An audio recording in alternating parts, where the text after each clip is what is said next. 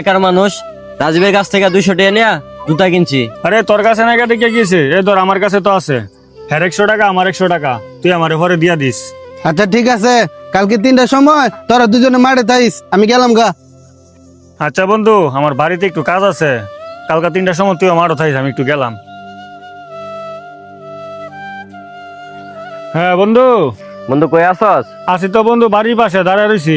বন্ধু আমি একটা জায়গায় যাবো, আমার তো 500 টাকা দরকার, তুই আমার 500 টাকা হাওলাত দেস না? তোর আমি পরে দিয়া দিমু।